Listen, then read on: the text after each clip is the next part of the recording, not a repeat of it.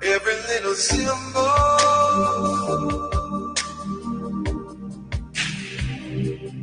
every little sign,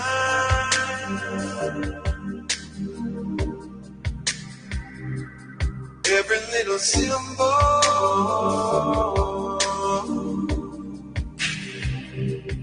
every little sign.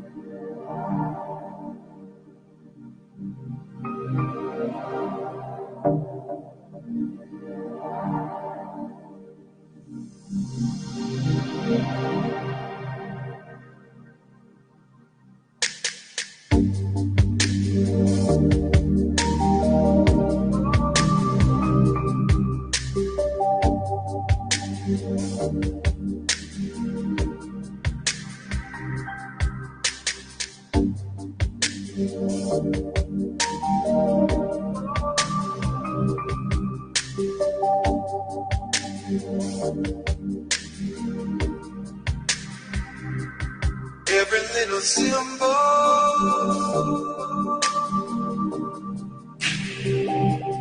every little sign, every little symbol,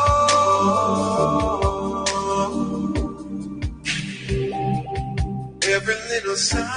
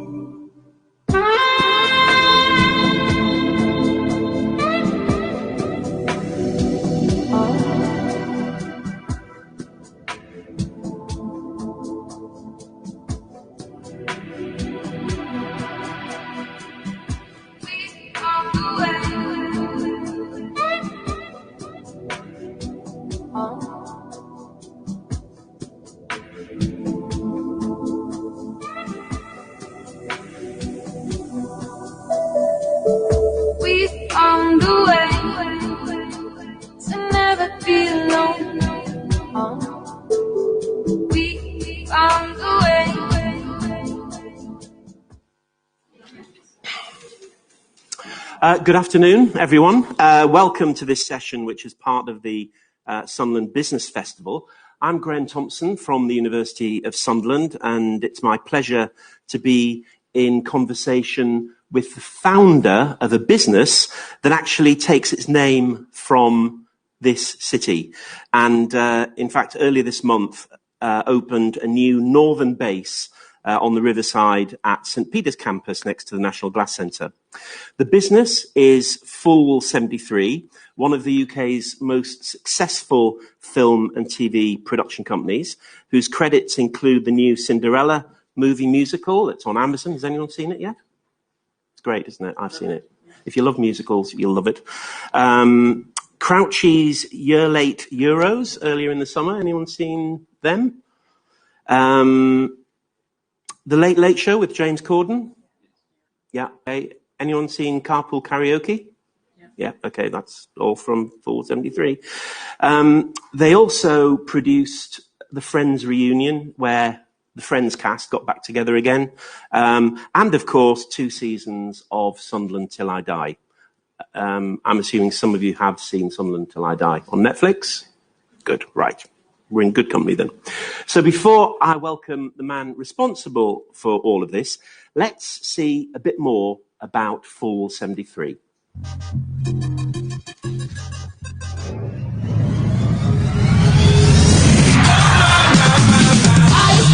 Baby, everybody's waiting behind ya.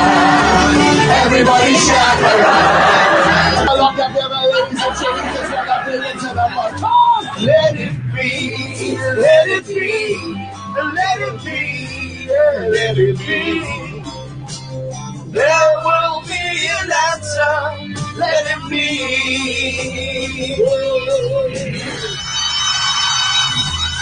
What's up, everyone? I'm Haley Baltham. Welcome to the Illest Rap Show in all of Hollywood. To choose a winner, the crowd gets to weigh in, but I get the final decision. Now it's time to finish off Joe Gordon-Levitt. You should change your name to Nose because you blow Gordon-Levitt. Welcome to Game On!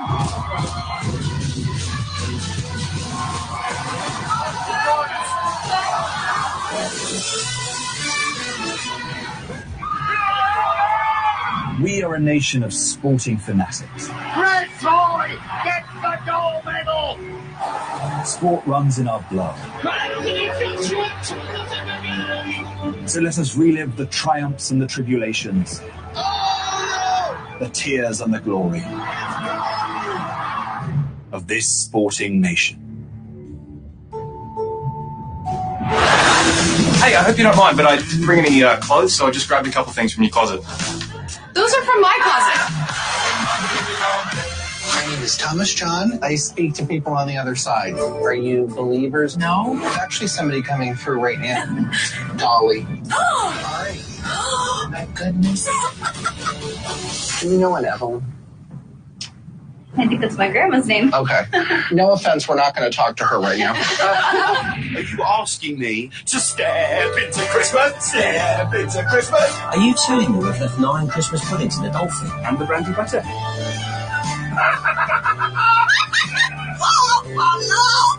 Are you letting me? What? Hello from Amsterdam. Bonjour from Paris. Hola from Barcelona. I've got a few hours to check out these incredible cities before I hit the stage on our sellout tour. I think it's a wiener bong. That's hot. Welcome. I could definitely smoke you guys on these bikes. Welcome to the Hawk Museum. Joe Jones. The idea behind this was to have people that I'm big fans of come and be special guests. I feel like we've created something that I'm very, very proud of. I hope you like it. It's Peter Crouch! Save us! That's nice, I don't forget that. Yeah, he's done it for me. Really unstrung about sport. I think you've got great teachers. I don't know if they all go together.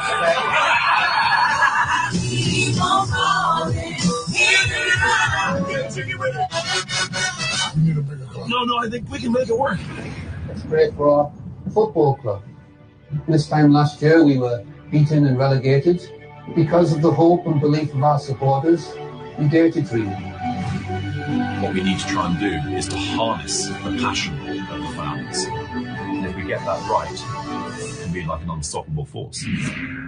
Will there ever be a time where 6 lads who grew up from the age of 12, 13 win a treble? This was more special than anything that I've been involved in for my whole life.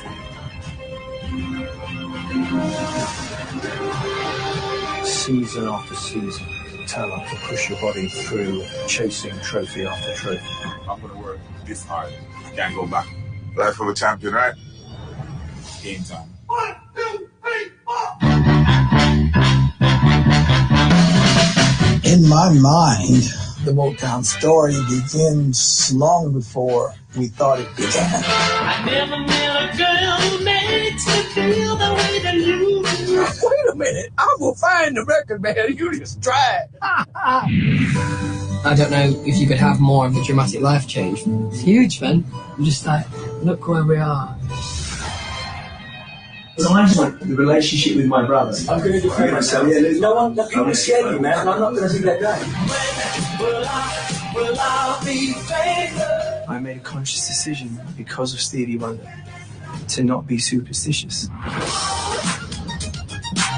Guys, what y'all trying to do? Second verse for the hustlers.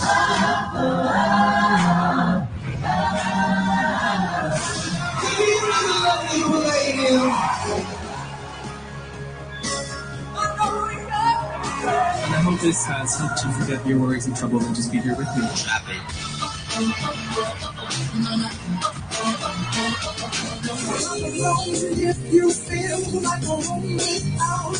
Sing your song. Sing it loud. And sing your own voice in your own way.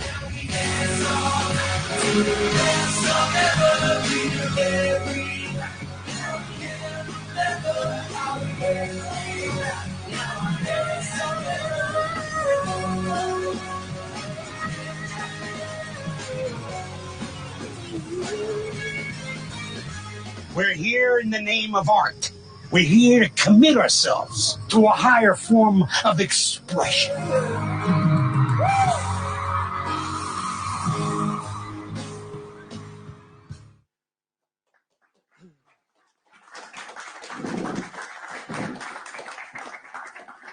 So, welcome Leo Pearlman, Sunderland lad, managing partner of Full 73. And it's interesting seeing that clip reel, actually. Went on a bit, didn't it? Well, no, it was great. I mean, you've obviously done a lot.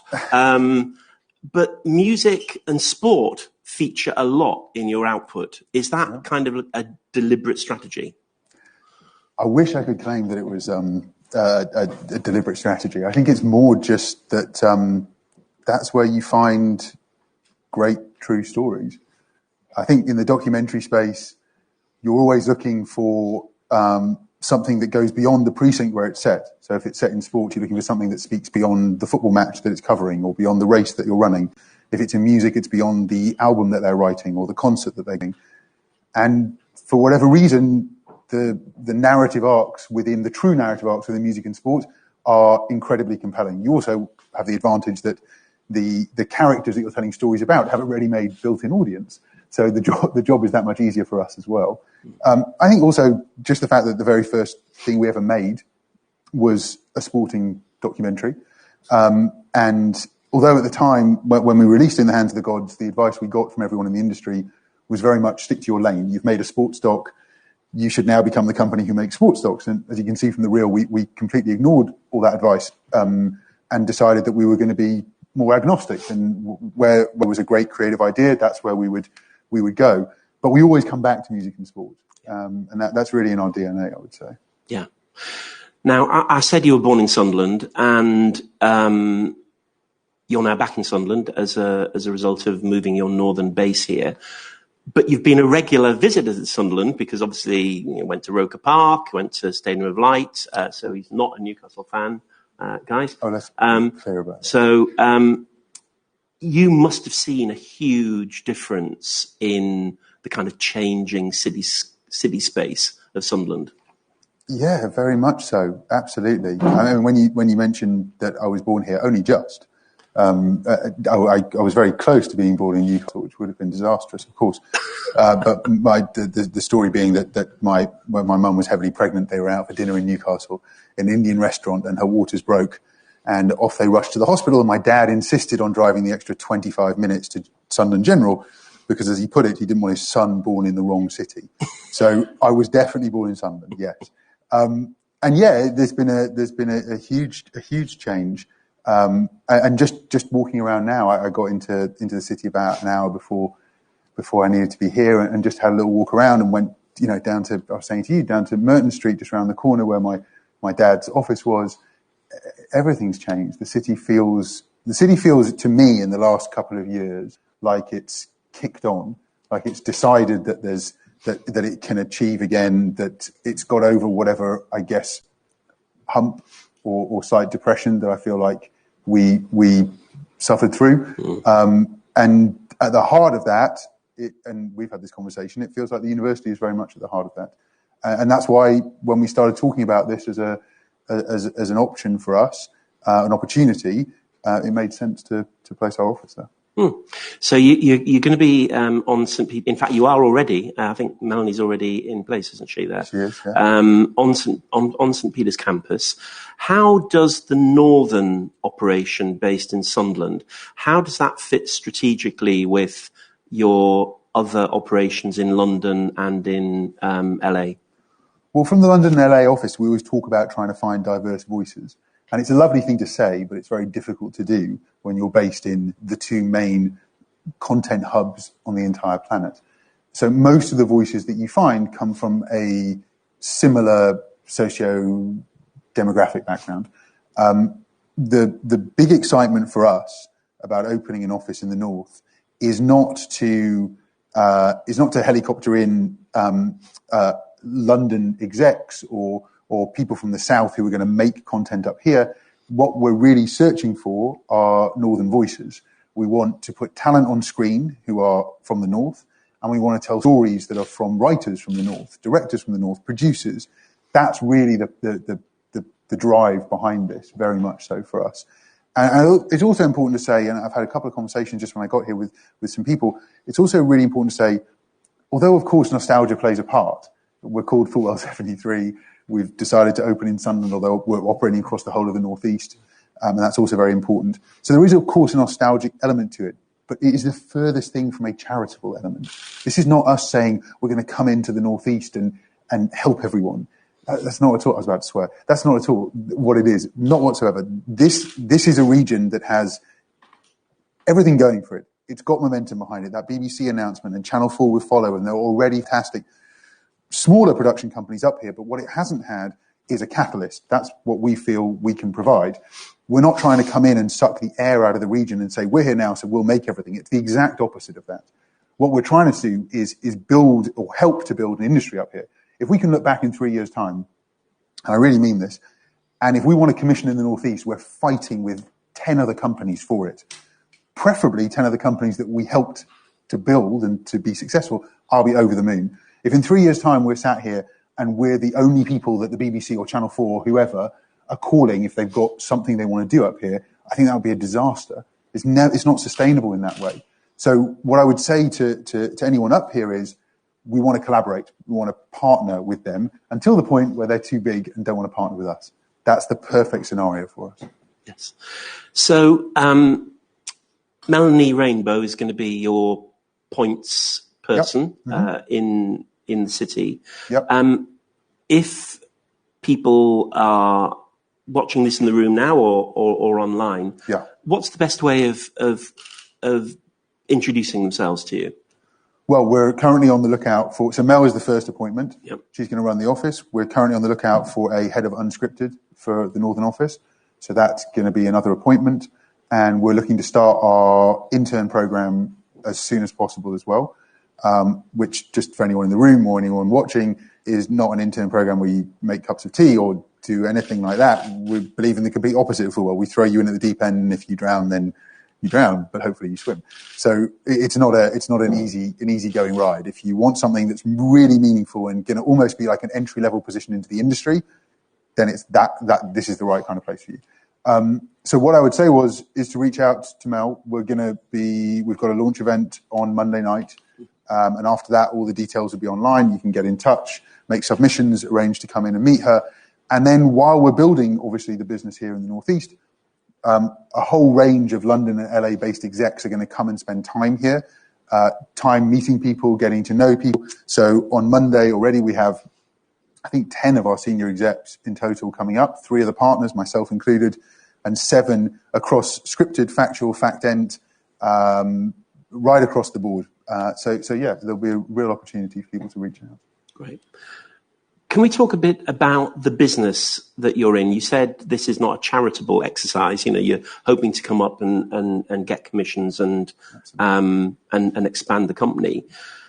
How has the business of production changed? I'm thinking particularly through the pandemic. I don't know about the audience here, but we became kind of addicted to the streaming services, you know, the Netflix and Amazon. And it seemed that as fast as they were churning out product, they were having to refresh it because, people wanted more and more and more. Presumably, and then of course the broadcasters are also trying to keep up as well with bigger and more ambitious, particularly dramas.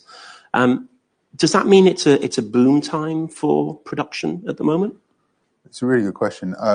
There's never been a bigger demand from buyers for content in the history of content, never mind our lifetime, than there is right now. And I don't think that bubble is going to burst anytime soon. Even as we see the mergers and acquisitions and the major acquisitions, certainly in the States, in every week at the moment, there's another streaming platform of some sort that springs up. And I think in 3 to 5 years' time, there'll be a huge amount of aggregation and there'll probably only be a handful left again, 3 to 5. But they'll all still require that level of content. You then also got all the networks in the US who are launching their own streaming platforms and have this huge demand for content again and announcing the billions of dollars they're going to spend.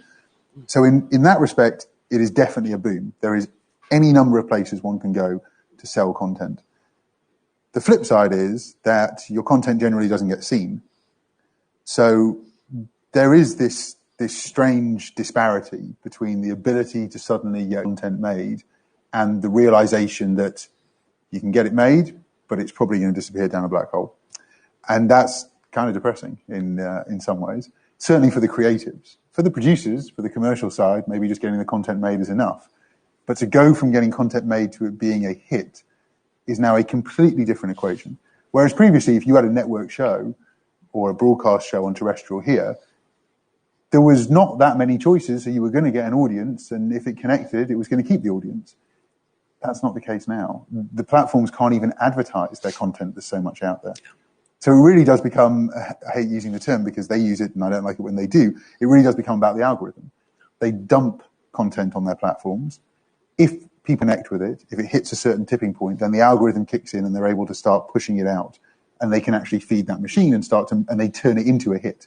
But without that initial lucky break, it's very, very difficult now.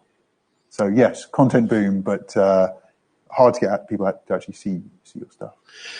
A couple of years ago, one of your team came to the Edinburgh Festival and did a session about the Late Late Show, and what he said was the cost of producing the Late Late Show in terms of a broadcast commission is one thing, but the real impact of the Late Late Show is when you send out the segments onto social media, with Carpool Karaoke getting, tens of millions of viewers. Absolutely. Presumably that can be monetized.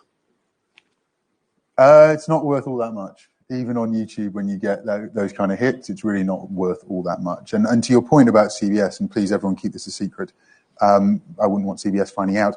The Late Late Show is just an incubator. That's what it is. It's a TV show that goes out at 12:30 at night. No one watches it at 12:30 at night.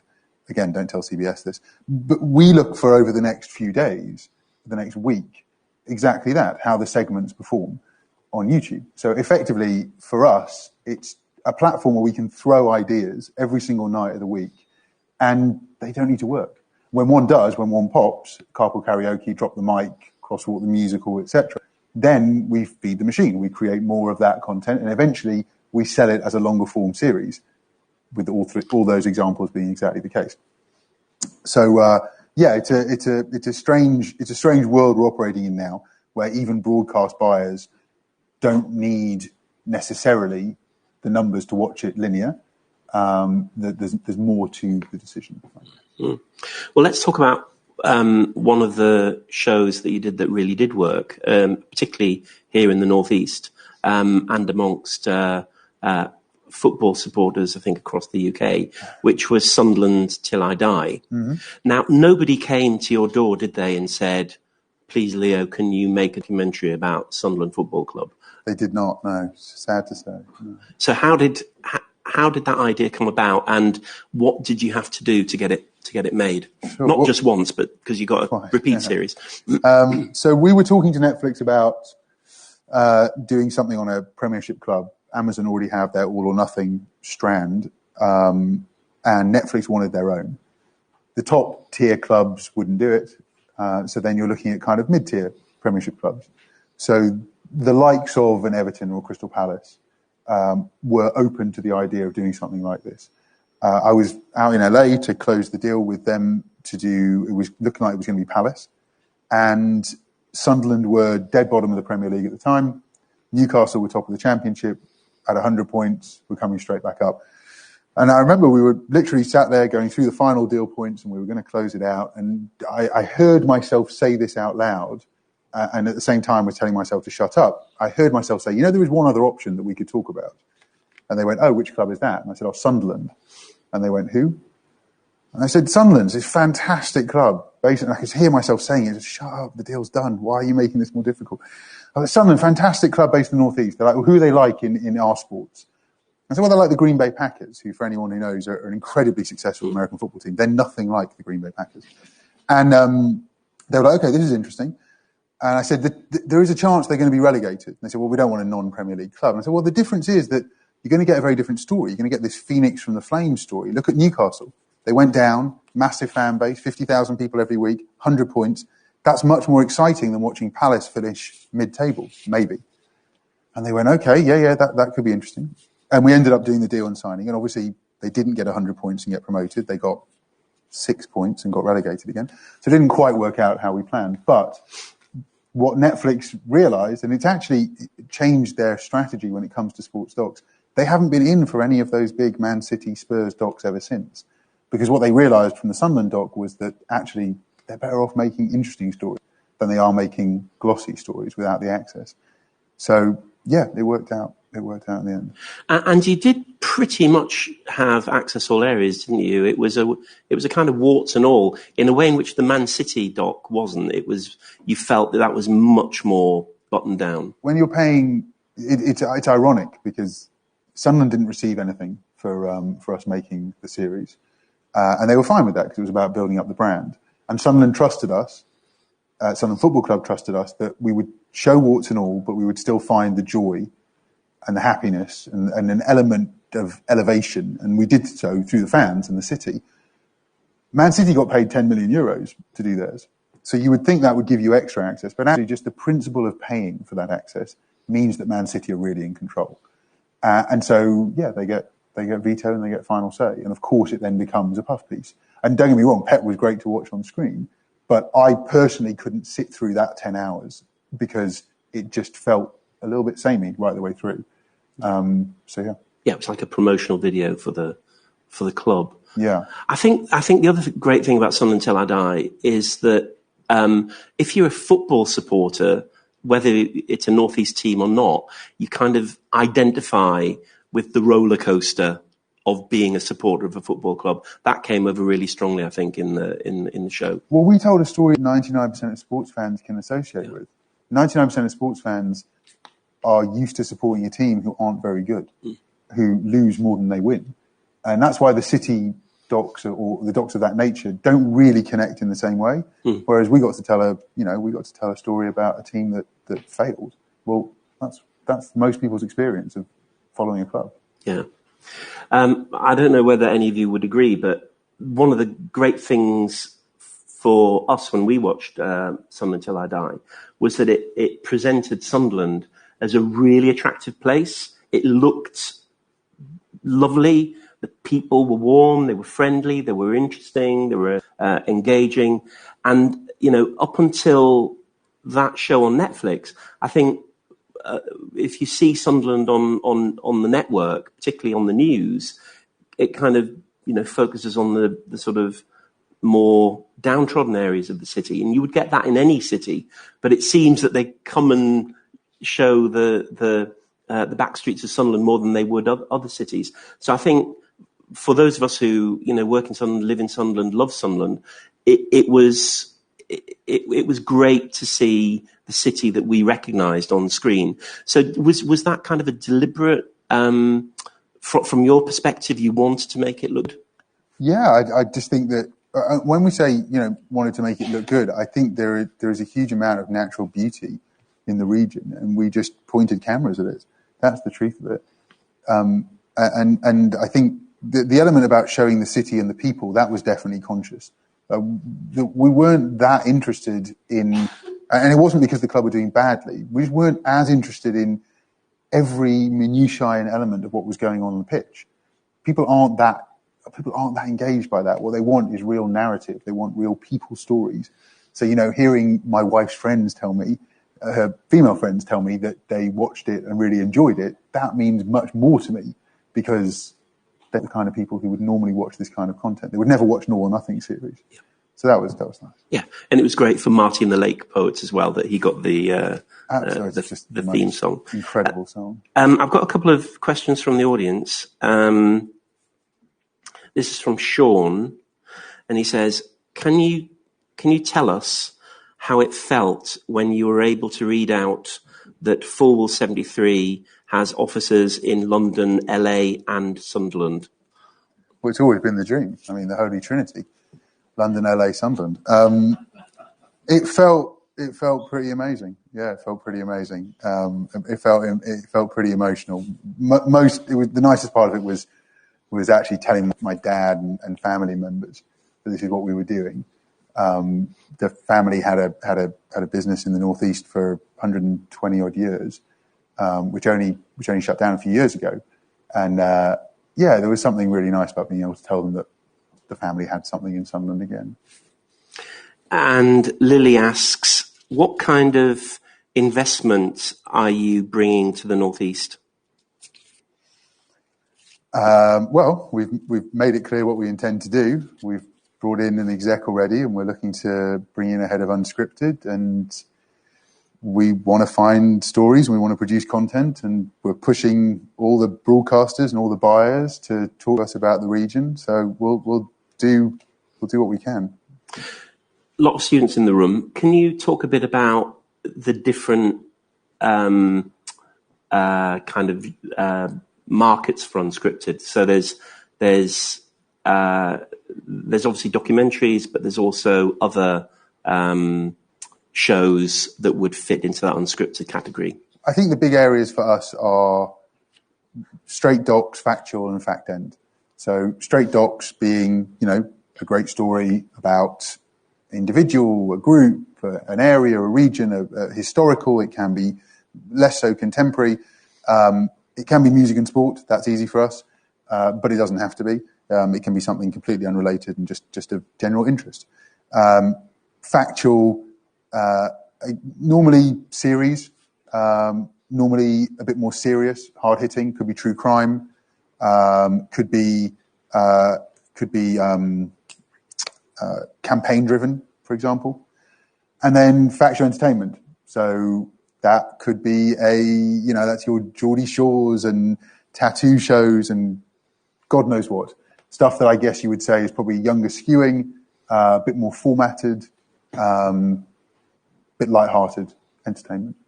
So we're looking at stuff across the board. And also unscripted. Scripted, big for us. And we have 4 or 5 projects already that are Northeast set. Half of them are from Northeast-based writers. And we're looking to expand that slate. Saskia Schuster, who's our head of scripted and was previously head of scripted at ITV, is going to be up here on Monday with her team.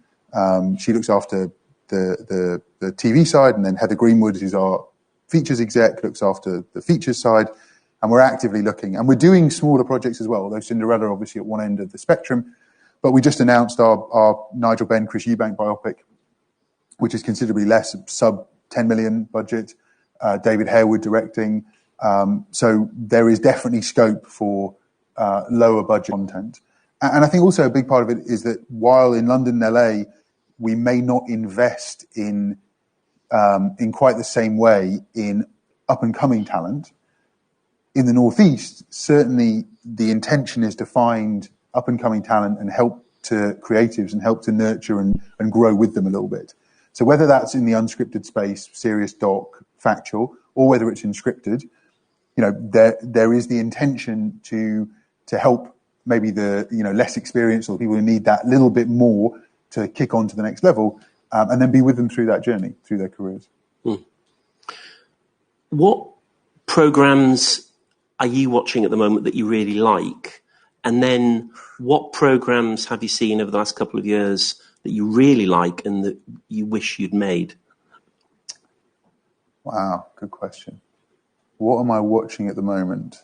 Okay, I'm watching 9 Perfect Strangers, which I think I'm a little bit behind. Most people have seen that already, but I'm really enjoying that. I just finished The Serpent on Netflix. I thought that was brilliant. My wife is obsessed with the most horrific true crime series, like anything that's graphic and horrible and murdery. I personally, not a huge fan, but there's a lot of that goes on in our house as well. She loves all that. So we've watched The Ripper, anything on Netflix is in that space. Great. Not great for me, but we get through it. And what have I seen that I wish I'd made? I mean, everyone wishes they made The Last Dance because it's brilliant and it's Michael Jordan.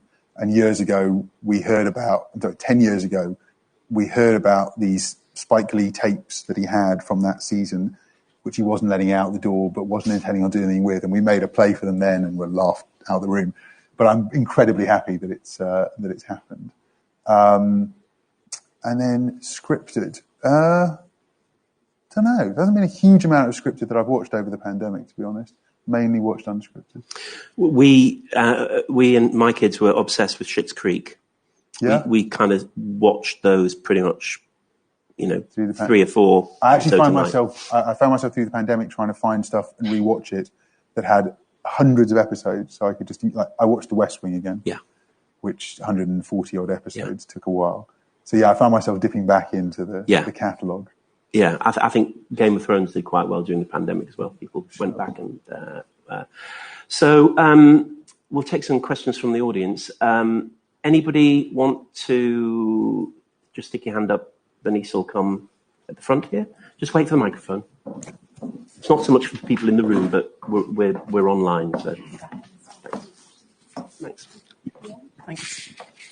Well, I have to confess that the only football match I've ever been to was Newcastle United and Man United with George Bethlehem. Hopefully Man United won.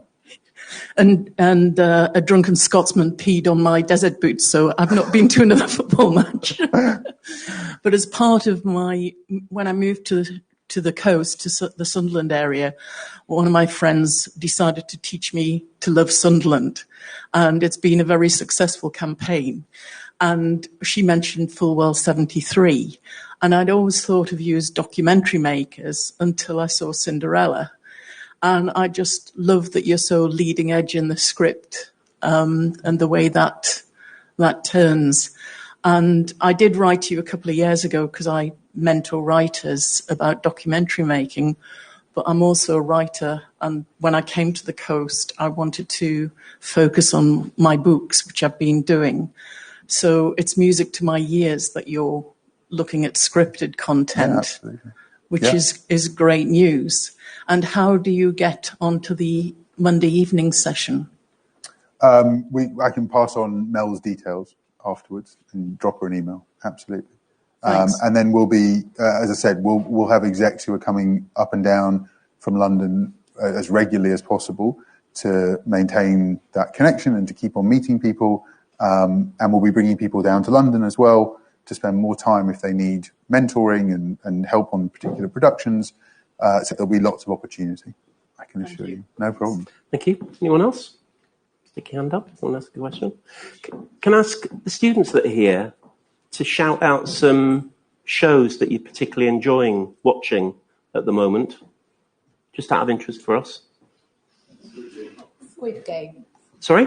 Squid Game. Squid Game, yeah. I haven't watched it yet. Should I watch it? Yeah? Looks horrific. She'd enjoy it. I can put her in a different room and I can go and watch something else. Okay. Okay, Squid Game, that's one. Anything else? Gavin and Stacey, yeah, you're playing to the home crowd. Yeah. We've got a question, I think. Yeah. Sure. I just want to ask, how are you capable to identify which product will be good and which product will be bad? Because, for example, not everyone's favorite artist is Harry Styles or Bruno Mars. How could you make it such a large audience to watch it? So just so I know definitely the question, how do we decide when an idea comes in if it's something we want to do generally, or if we're doing something, how do we reach an audience? I just want to make sure I answer the first one. We have a green light process for all the different genres. Something like Harry Styles or Bruno Mars doesn't have to go through a green light process. We know that there's a pretty big audience for anything related to them. But most of our content goes through a green light. We have a green light committee, and for any of you that end up working with us, you'll get to experience this. It's a full-on experience. We have various members of the exec team and junior members from Fullwell who rotate in and out. We like to include people across the gamut of the company. So you might have someone from logistics or someone from post who's sitting in on a green light meeting. The idea is presented as a kind of top line, a few key details, and then it proceeds to get ripped apart in the nicest possible way. And we decide if it makes sense from a creative and a commercial perspective, what we would do with it, what the length of it, etc. So it's a fairly rigorous process to get to the point where we put something into funded development or into production, even more so. But there is a fair amount of kind of IP-driven content, like you mentioned, Harry Styles or Bruno Mars, which, there's a creative process, but it doesn't need to go through the green light. But everything else would go through that process, and we would decide who the likely buyers are, what the likely budget would be, all of those questions. Yeah. We've got a question here from Sally. Two questions, in fact. What has been the most challenging project that you've achieved to date? Cinderella, just because of the timing. We were the last company to finish filming because of the pandemic, to be shut down because of the pandemic. We were the first company back, starting filming again in the middle of the pandemic, in the UK, I mean, sorry. And it was a tough one to do. I mean, it's a big budget, all singing, all dancing musical. It's not like making a small, intimate, indie. It's not like making a documentary. It's not like making a studio show where you can plan everything very carefully. We made content through the pandemic. We made the Peter Crouch Save Our Summer show. We made the Jack Whitehall Sporting show. We continued making the Late Late Show in James's garage in the US, almost right the way through. But Cinderella was definitely the biggest challenge. It's very hard. The studios understand the pandemic, but if you're making them a musical, they don't understand that it can't be as big and as glossy and as fun as they would like it to be. So yeah, that was a tricky one. So social distancing then must have affected things like the choreography, because you wouldn't have been able to have, particularly during the pandemic. Did you have people in bubbles, and how did it work? Our dancers we were supposed to have 250 dancers for the big set pieces. We ended up with 80 because we had to put all the dancers in a bubble for the entire time that they were required to make the show, plus 10 days, 12 days even beforehand. And it's hard to find people who are willing to go and live in a travel lodge for a month to make Cinderella. Every single member of the cast and crew were tested every single morning for the duration of the shoot. So, we tested over 3,500 tests. The COVID team on set was close to 60 people. It was a huge undertaking to get through it. We were very lucky. We didn't have a single case, a bunch of false negatives. We got through it. And although, I'm very proud of the film, it would be a very different film if we hadn't made it through the pandemic. That's for sure. Yeah. And Sally's other question is, there's a lot of students in the room. What is your single piece of advice that you would give to students who are interested in breaking into the screen sector? God, single piece of advice. Wow. Or several bits of advice. I'm trying to think of any advice. Okay. I don't know if it's any different from breaking into a lot of other industries. I would say be pig-headed and stubborn, have confidence in your ability, never ever downplay the importance of networking. It's essential in this business. I'm sure it's essential in other businesses, but it's absolutely essential in this business. When you look around at the people next to you who you're at university with, they're going to end up running post houses, running production companies, being talent managers, being agents, DOPs. These are all the people who you're going to want to work with as you progress in your career. So build those relationships. That's what I would say. How did it start for you then? Because I mean, were you an avid TV and film viewer that wanted to break into the industry? How did it work for you? No. So that advice I just gave is not relevant to me at all. Sorry. No, not at all. I watched a lot of TV and films. My dad and my grandpa, from as early as I can remember, was showing me the Marx Brothers and Danny Kaye, real like classic comedy. I think I was the only 8-year-old who was watching black and white movies and can quote the Marx Brothers. It was probably a bit weird, to be honest.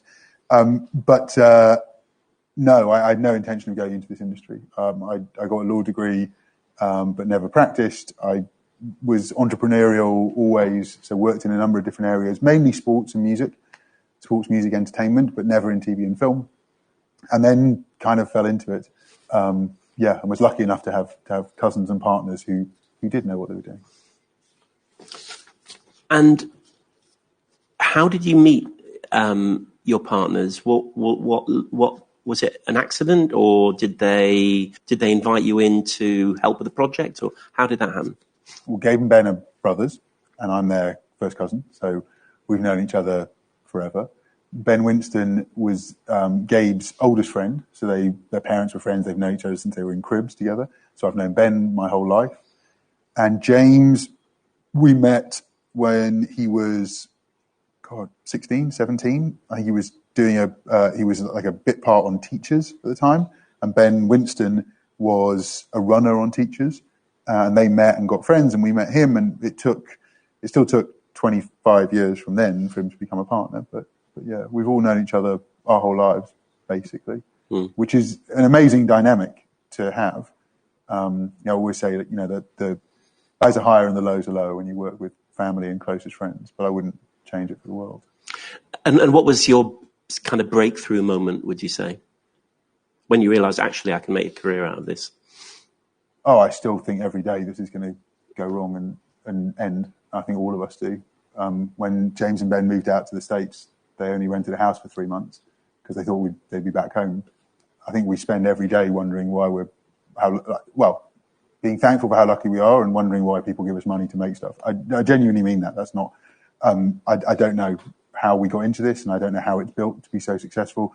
If you told me football was ending tomorrow and I was going to go and set up again or run another company, I'd say not for me, because I only know how to do it the way we've done it. It's been utterly amazing, but I just feel incredibly lucky to have really amazingly creative partners who build these relationships with talent in the way that they do. That's really what the business is built upon. If there was one USP for the business, two, I guess. We make joyous and happy content, and that's definitely a conscious decision, because the world just feels like a bit of a shitty place, so why not make people smile? But the other side of it is the talent. We have these relationships with talent that span a decade now. And because we're agnostic when it comes to the genre of content we make, we manage to secure talent across the board. You take someone like Harry or Jack Whitehall or whoever it may be, and we're able to make their music promo or their TV advert, their scripted show, their factual entertainment show, a game show with them in. I think that's the big advantage that we have over most. But it all starts and ends with those relationships.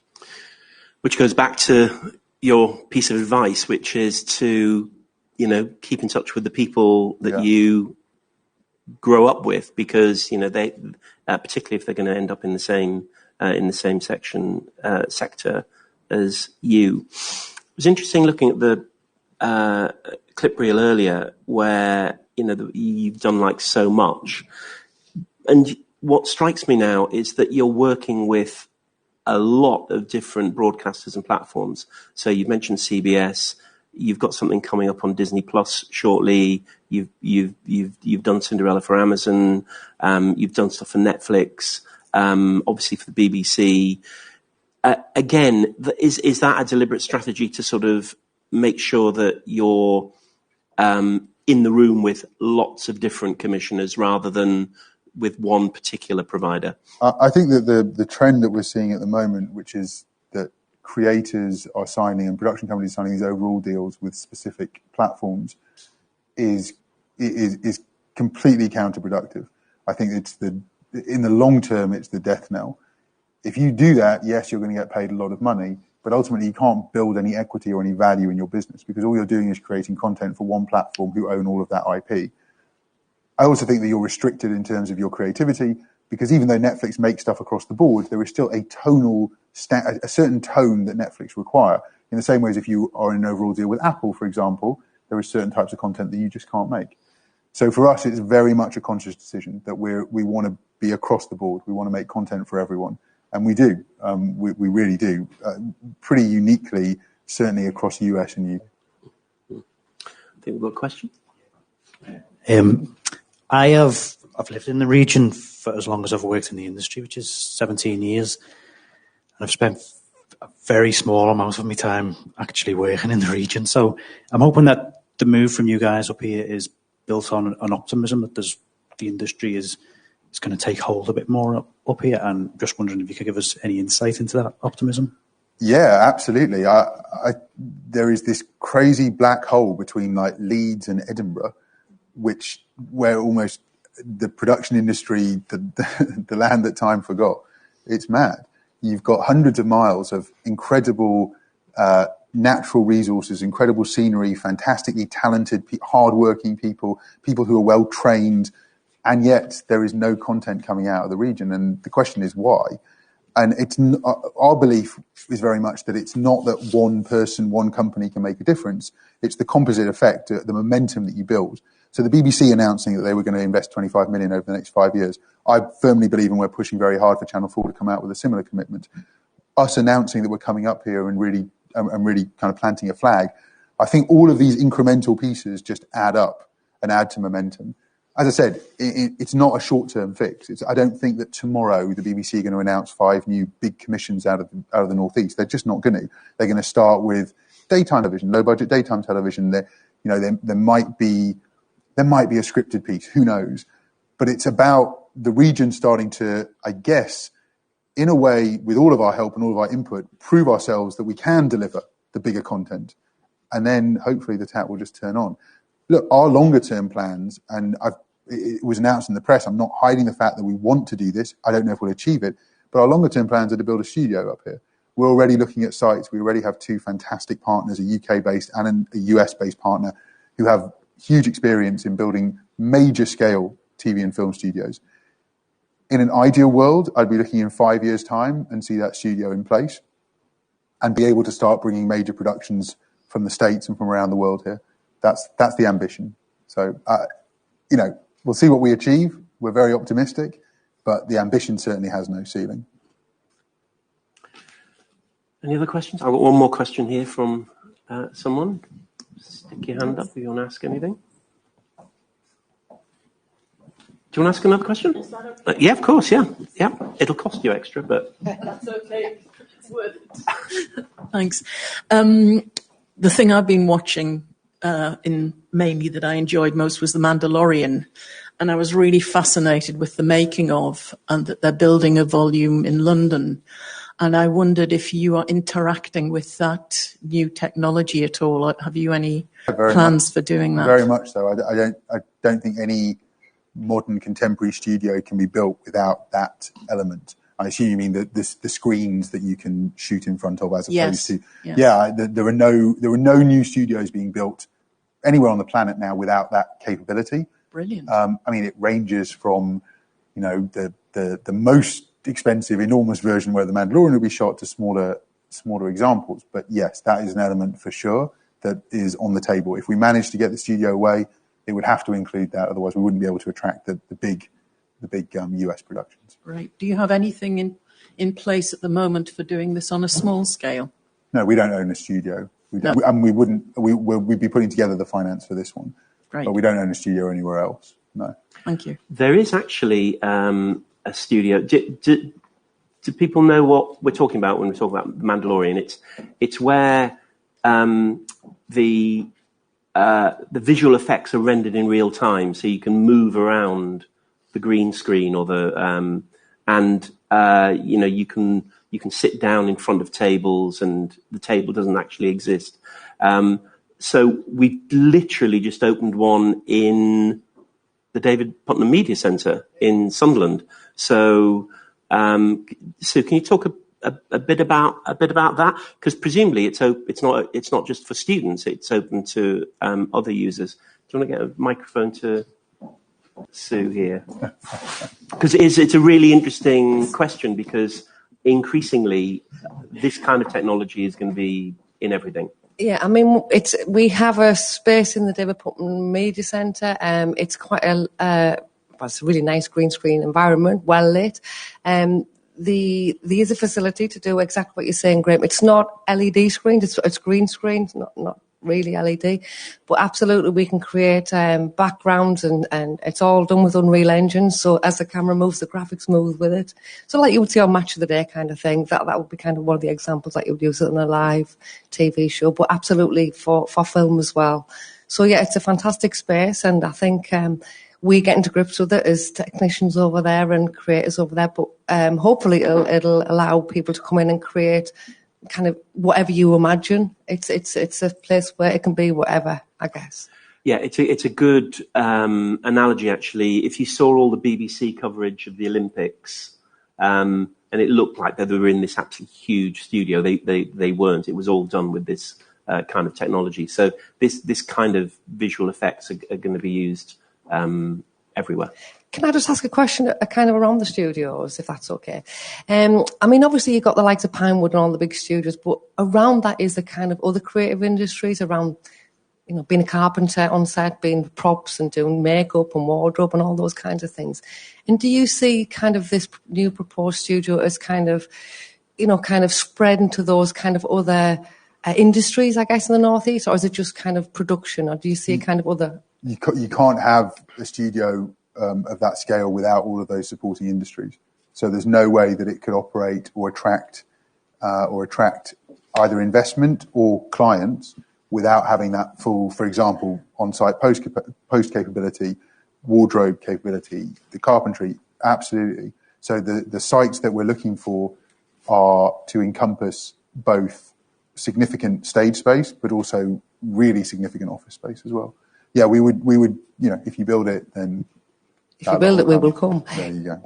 Do you envisage that as kind of a live events place as well, Leo, where kind of music venues could occur, or a rehearsal space, or just primarily unlikely? Probably not. Probably not. I think it's 99%. It's stage space. Yeah, and the demand for stage space in the English-speaking world is so vast. You could build 100 stages. 100 stages, and you would still only be supplying less than 10% of the needed capacity for the next 5 years. So boom times. So we've got two more questions. What are you looking forward to telling us about in terms of new projects that are coming up? I can't tell you about them. I'm looking forward to telling you about loads, but unfortunately, other than those that have already been announced. Okay, go with the ones that have already been announced. So our new NASA show dropped on Disney yesterday, which is cool. Check it out on Disney Plus. We've got a Amazon big budget reality dating show called The One That Got Away, which is going to be out late November. We've got our Juventus multi-part Amazon series, All or Nothing. Hopefully more than just a puff piece, but we'll see. That comes out November as well. So yeah, a few bits and pieces coming up. Mm-hmm. Yeah. And question here: are you James Corden's boss, and what's he like to manage? Absolutely, I am his boss. Yes, no. What's James like to manage? James is like a force of nature. I mean, it's just an incredibly annoying person to work with, given that he's good at everything. He gets up and he can sing and he can dance and he can do a monologue and he can interview someone and he can tell a joke. It's just a bit frustrating, to be honest. Oh, he can act as well. It just gets a bit boring, in truth. No, he's fantastic. He's fantastic, and he was absolutely the inspiration for Cinderella. I take the credit, but it was all down to him. I remember we first started talking about the project, and we were both getting very excited about it, and we arranged to go and do this pitch at Sony at Columbia Pictures. And I said, I'll just tell them a little bit about the project. I said, something and he said, I'll join in when it's necessary. It was a half-an-hour pitch that was James dancing and singing around the room, acting out the entire opening sequence of the film, playing all the characters. I didn't say a word, and they bought it in the room. So, yeah, he's pretty impressive. Good. Well, that brings us to the end of our 60 Minutes sessions. Thank you for coming. Hope you found it insightful. But please join me in thanking Leo, because I think we've learned a lot. And if nothing else, we're all looking forward to James Corden's business card, which says James Corden, Hollywood, London and Sunderland. Leo Pearlman. Thank you very much.